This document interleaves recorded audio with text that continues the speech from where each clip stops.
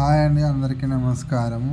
ఇప్పుడు నేను మీకు పెడుతున్న వీడియో వచ్చేసి ఇది రసవాద యోగాలకు సంబంధించిందండి. బట్ ఇవైతే నాకైతే అనుభవం లేదు, నేనేం చేయలేదు, నాకు తెలియదండి.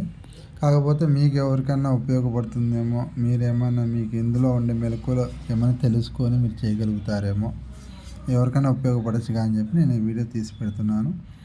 సో ఇక్కడ చూసుకుంటే మనకి అగ్నిజయ రసం అని ఉందండి. అంటే సపోటా లేత చిగుళ్ళను నూరి అరసోలేడు రసం తీసి 3 తులాల పాదరసం నూరి ఎండించి గుడ్డలో వడగట్టగా నిజరసం నిలుచును. అంటే మైనమైనది అగ్నిజయమై ఉంటుందని చెప్పి చెప్తున్నాడు. అంటే మైనమైనది ఇది అగ్నికి నిలుచును.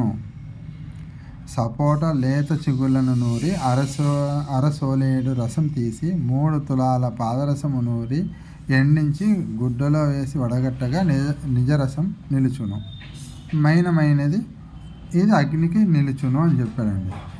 అంటే ఇక్కడ మనకి ఎంతసేపు నూరల్లా ఏమనేది ఇవ్వలేదు కాబట్టి ఒక జాము అనుకోండి, ఒక జాము నూరి తెగిన సరిగా ఉంటుందని చెప్పి నేను అనుకుంటున్నాను. అలాగే ఇక్కడ ఇంకోటి ఏమిచ్చిన కింద నోటు లింగదొండతో రసము కట్టి దుష్టపాకుతో సత్తును కట్టి 2 కడుంగు చేసి రాగిపై వాడవలనని చెప్పాడండి. మరి మీరు దీన్ని ఆలోచన చేసి ఏ విధంగా ఏమని చూడండి. నాకైతే పెద్దగా తెలియదండి.